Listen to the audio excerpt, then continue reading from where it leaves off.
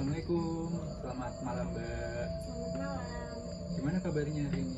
Alhamdulillah baik. Makasih loh udah meluangkan waktu buat ketemu hari ini, buat diwawancarai.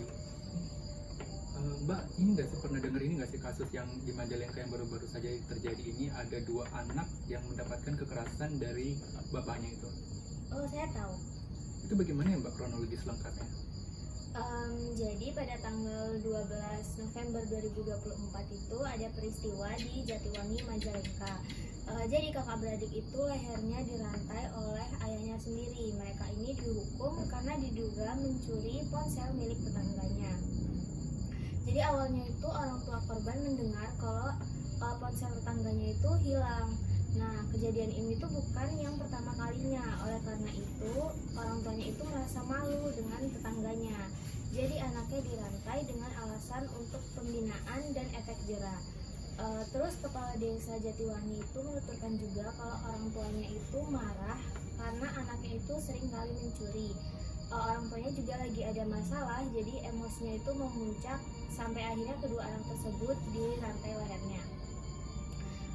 Kedua anak ini tuh dirantai selama 1 hari. Kemudian kedua anak ini tuh melarikan diri ke rumah neneknya karena kelaparan. Saat itu warga melihat kedua anak ini dalam keadaan dirantai. Terus kebetulan ada perangkat desa juga yang lewat. Akhirnya perangkat desa itu dipanggil semua, kemudian berusaha untuk melepaskan rantainya. Setelah itu ayah dari kedua anak ini tuh merasa menyesal karena menghukum anaknya dengan cara yang kejam. Jadi seperti itu kronologinya. Kira-kira dari kasus ini bisa dikaitin dengan teori-teori psikologis yang ada nggak sih Mbak? Oh iya, pada kasus ini juga sang ayah yang merantai anaknya ini termasuk jenis agresi hostile aggression, yang dimana kekerasan atau agresi yang dipicu akibat kemarahan yang dilakukan dengan tujuan dan akhirnya memang untuk melukai musuh atau sebagai ungkapan emosi. Kasus ini juga berkaitan dengan teori Sigmund Freud, yaitu disebutkan bahwa id yang mengendalikan keinginan baik maupun buruk yang individu lakukan, dan superego itu berusaha untuk membatasi adanya keinginan tersebut. Sedangkan ego yang berusaha untuk memutuskan bagaimana tindakan atau perilaku yang individu ingin lakukan. Dalam kasus tersebut, sang ayah yang tega melakukan kekerasan terhadap anaknya dengan cara merantai mereka dengan borgol tidak mampu melawan superegonya, dan akibatnya id menguasai pikiran ayahnya sehingga ayahnya memutuskan untuk melakukan tindakan keji tersebut atas keinginannya sendiri.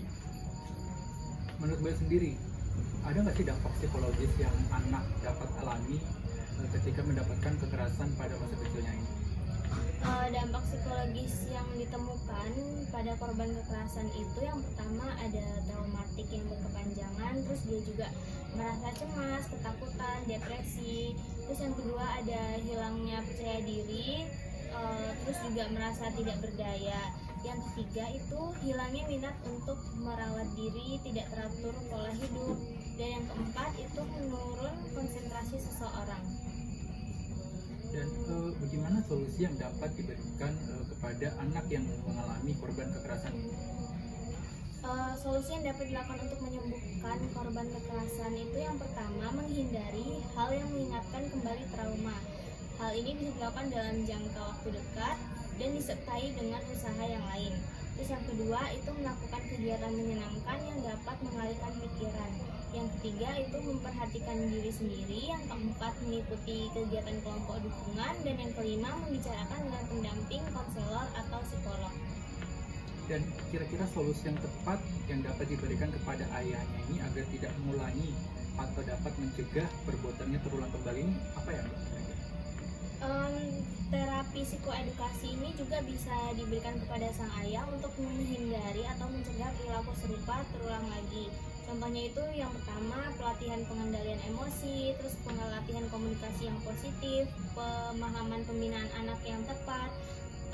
Yang keempat itu pahami tahapan perkembangan anak, terus konsultasi ahli, dan yang terakhir pemahaman tentang dampak kekerasan anak. Nah, yang saya tangkap tadi ada salah satu cara atau mencegah perilaku ini dapat dicegah, yaitu dengan pelatihan pengendalian emosi. Menurut Mbak sendiri, komponen-komponen yang dapat digunakan untuk menentukan kemampuan seseorang untuk mengendalikan emosi mereka ini apa ya Mbak?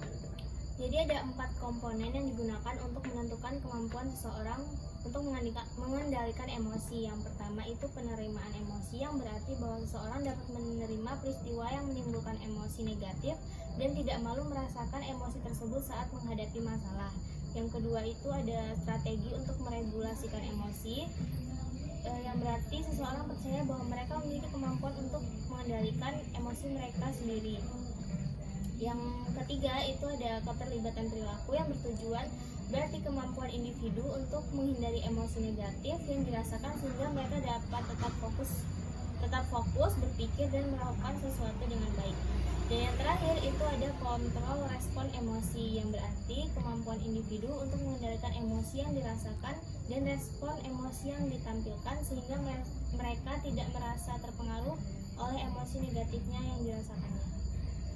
Baik Mbak, terima kasih telah meluangkan waktu untuk hadir di sini untuk mendiskusikan kekerasan yang terjadi di Majalengka ini ya Mbak. Baik Mas, sama-sama. Baik, terima kasih. Wassalamualaikum warahmatullahi wabarakatuh. Wabarakatuh.